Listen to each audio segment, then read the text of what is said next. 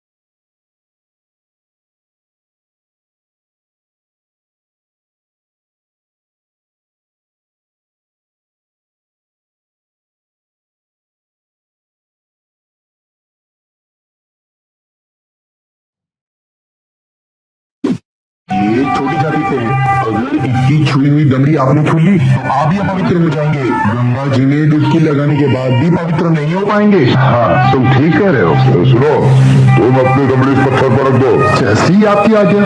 ओम पवित्राय नमः। हाँ, अब ठीक है। संत रविदास के जीवन पर बनी फिल्म का यह हिस्सा बहुत कुछ कहता है। दुष्ट ब्राह्मणों ने संत रविदास के साथ बड़ा अत्याचार किया। वे संत रविदास के साथ छुआछूत करते थे। सोचिए, ऐसे महान संत को इस प्रकार से अपमानित और तिरस्कृत किया जाता रहा। लेकिन सच्चाई क्या है? क्या वास्तव में संत रविदास ने अपने साथ ऐसे किसी भेदभाव के बारे में बताया है? क्या अन्य किसी समकालीन विद्वान ने ऐसा कुछ लिखा है जैसा फिल्मों और सीरियल्स में दिखाया जा रहा है? एक किंवदंती है। 1433 की माघ सुदीप पंदरास, दुखियों के कल्याण हित प्रगटे श्री रविदास। अर्थात विक्रम संवत 1433 में माघ पूर्णिमा को संत रविदास का जन्म काशी के एक चर्मकार परिवार में हुआ था। कुछ स्थानों पर संत रविदास के जन्म का वर्ष ईस्वी सन 1450 बताया जाता है। रविदास की गिनती भक्ति काल के सबसे प्रमुख वैष्णव संतों में होती है, लेकिन बीते कुछ दशकों में अब उनकी इस पहचान को बदलने के प्रयास हो रहे हैं। संत रविदास स्वामी रामानंद के प्रमुख 12 शिष्यों में से एक थे, लेकिन अब इसे ब्राह्मणों द्वारा फैलाया गया झूठ बताया जा रहा है। उन्हें जाति व्यवस्था के पीड़ित के रूप में बताया और दिखाया जा रहा है, लेकिन सच्चाई क्या है?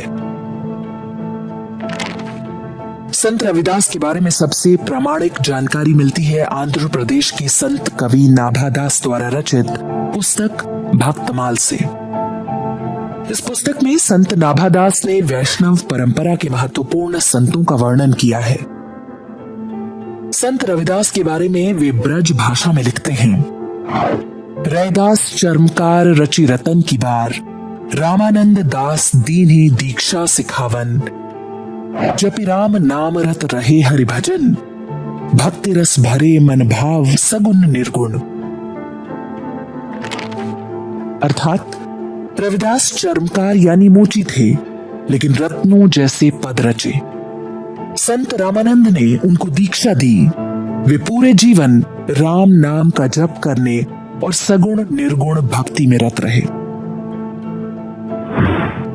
यहां बताना आवश्यक है कि संत नाभादास स्वयं भी डोम जाति से थे। उनका जन्म संत रविदास से लगभग 50 वर्ष बाद हुआ था। नाभादास ने स्वामी रामानंद के सभी 12 शिष्यों के बारे में बताया है। स्वामी रामानंद ब्राह्मण थे और उनके 12 में से 8 शिष्य उन जातियों के थे जिन्हें आज दलित कहा जाता है। कुछ लोग दलील देते हैं कि संत रविदास ने कहीं भी स्वामी रामानंद को अपने गुरु के रूप में वर्णित नहीं किया है।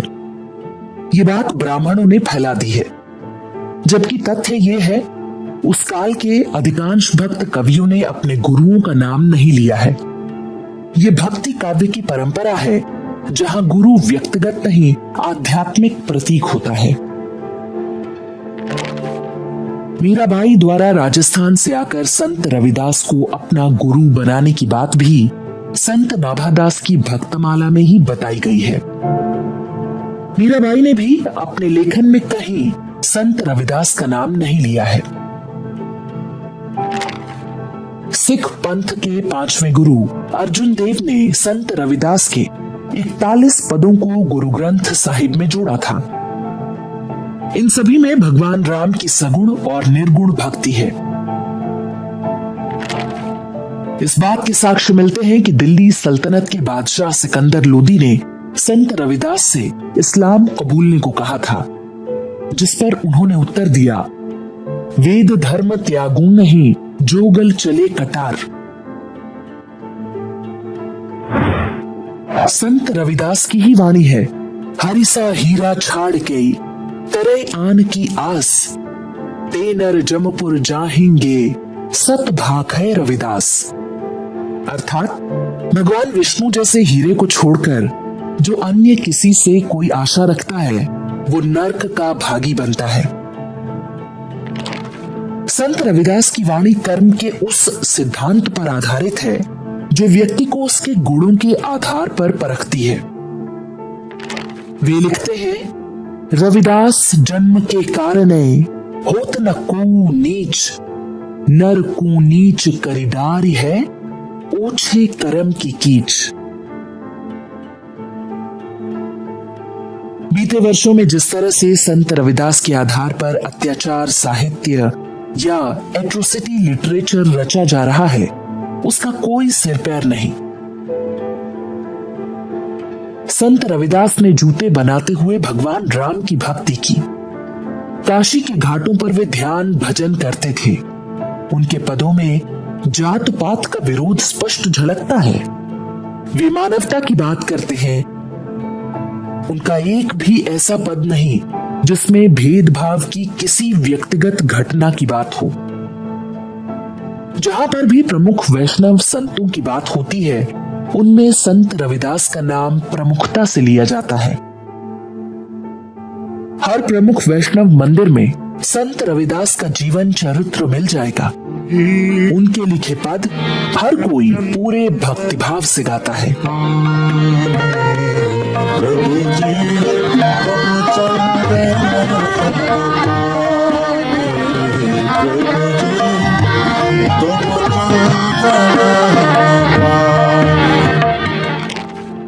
संत रविदास सनातनी भक्ति धारा के स्तंभ हैं। उनकी समानता भक्ति कर्म आधारित थी। इसकी तुलना वर्तमान में चल रही जाति विरोधी नौटंकी से नहीं की जा सकती। जब वे कहते हैं कि मन चंगा तो कठौती में गंगा, तो ये एक पंक्ति उपनिषदों के पूरे ज्ञान का सार है। ऐसे महान सनातनी संत रविदास की पहचान को किसी कथित सामाजिक भेदभाव से जोड़ना और उसके आधार पर एट्रोसिटी लिटरेचर तैयार करना संयोग मात्र नहीं है। अब्राहमिक शक्तियां ये काम लंबे समय से करती रही हैं ताकि हिंदुओं को भ्रमित करके उन्हें आपस में बांटकर धर्मांतरण करा सके। उनके फैलाए झूठों का प्रतिकार पूरे समाज को करना होगा। संत रविदास की विरासत की रक्षा के लिए ये आवश्यक है।